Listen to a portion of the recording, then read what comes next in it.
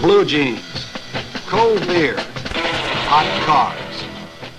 This is the image most of us have of hot rodding. Wild kids, long hair, no deodorants, no responsibility. Just loud, fast cars and an urge to speed come hell or high accident rates. It's supposed to be a symptom of our degenerating young, of moral rot, and a whole lot of other pious-sounding things.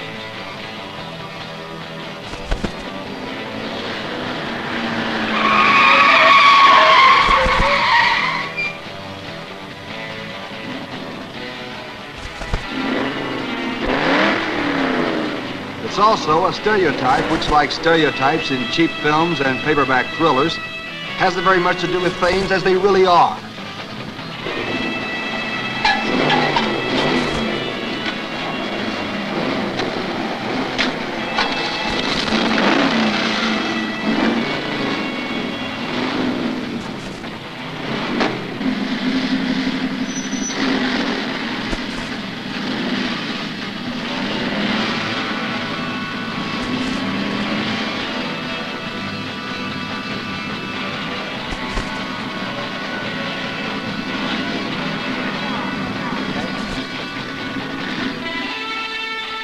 Go, baby.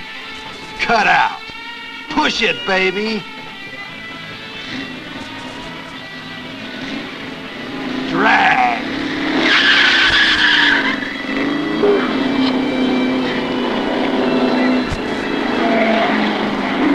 What most of us would like to think drag racing is, or call it at any rate, is no longer the fantasy stuff of flicks. It's seldom a late-at-night back road activity.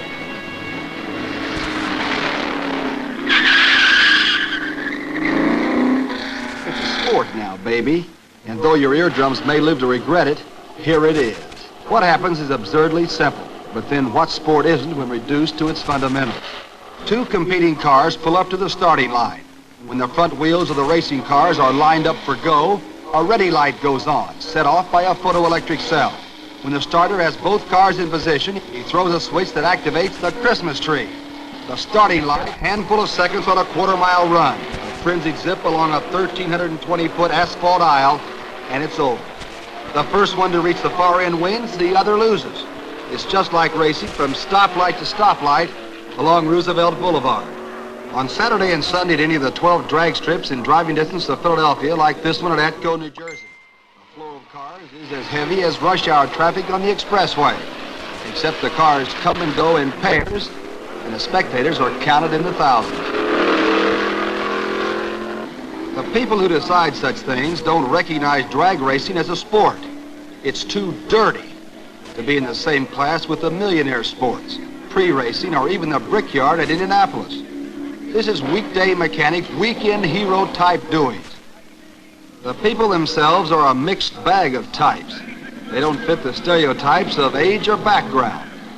People think of drag racing as a young man's sport. What's an old guy like you doing out here on the strip? Couldn't afford it when we were young. The car cost in the neighborhood of $5,000, building it from scratch. So it really doesn't pay for itself. We're weekend warriors, is what we call ourselves. But there are also the kids, without the hair. It gets in your eyes when you're laying rubber at over 100 miles an hour. No leather jackets. They're too hot. Besides, leather is for the sickies of the motorcycle set. If there is a costume at all, it's a T-shirt with somebody's advertising on it. You don't find beer at these places. The sport calls for a steady eye and hand. Motor happy? Yes. These men are intellectually, economically, even physically in love with a car. They wallow in its grease, maintain its engine surfaces like $4 manicurists. Feed it fuels as carefully as a mother feeds a colicky infant. They call it a name like... There's nothing new about giving names to the family beasts of burden. Today it's Bent Bolt or Batwagon. Yesterday it was Old Paint or Dobbin. In the old days, the family horse was kept in the fields where she properly belonged. Monday through Friday anyway. But on weekends, your great-grandfather used to hitch up that long-suffering nag to the family buckboard and run her to distraction, trying to whup Farmer Brown race down to the crossroads. If you give it some thought, you'll agree that modern-day drag racers are in that long Western American tradition of man and old paint. In effect, they're just taking the family nag out to the drag strip to see how fast she'll do. Just for example, the lowest rung in the drag race ladder is made up of the real old paints, the stockers. Family sedans that have to run down the aisle pretty much as they roll out of the showrooms. Within the overall stock class, there are places for both the sporty Thoroughbred 8 and the homey Sludge-O-Matic 4. But many drag racers, like your grandfather, are not satisfied with just plain old paint, a standard production line model. Our grandpappies made it different strains of horses to gain more speed. And as you move from the stock classes, you start getting into cars that begin to look like fantasy hot rods. You also begin to see the results of cross-breeding, breeding for a purpose. Take this thing. It's in the gas class. A gasser must have a production line body regardless of age or make. But it's been stripped of all production line essentials. The rear tires have been made wider to obtain greater traction on the getaway. This body, an English Austin, originally held a 20 horsepower putt-putt. Now it sports a hopped-up, almost 800 horsepower Chrysler.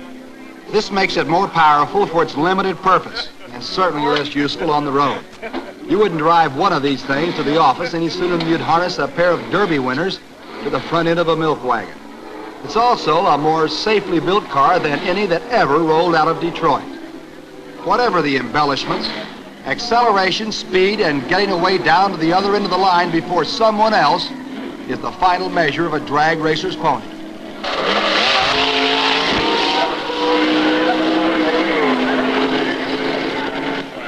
At the tippy top of the qualifying list are the pure, unadulterated, super-duper dragsters, the real stars, thoroughbreds, or what have yous of drag racing.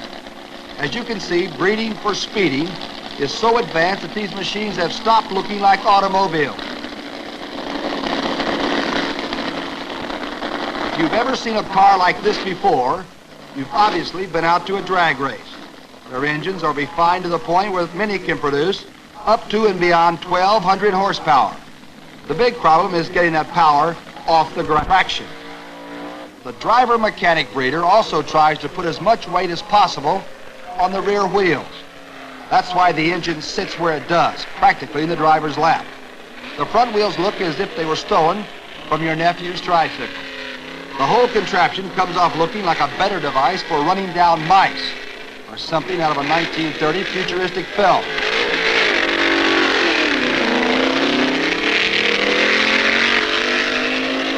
They wear special suits of asbestos and breathing masks, just in case their engines blow up, I guess. They also wear them for the sheer mummery of the thing. That bit about blowing up, though, is no gag. Most of the contraptions that look like a cross between a praying mantis and a hardware store generally operate on a lethal combination of alcohol and nitromethane. The machine that sniffs this popping stuff is called a fuel dragster, as opposed to gas. And that's a machine that not only goes like, but makes all the smoke that one imagines in hell.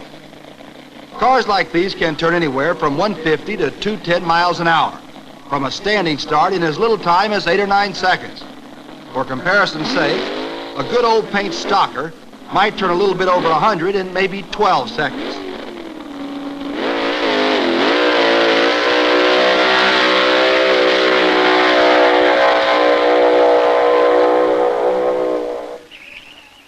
After a run, at least to the finish light, a dragster needs a parachute to stop.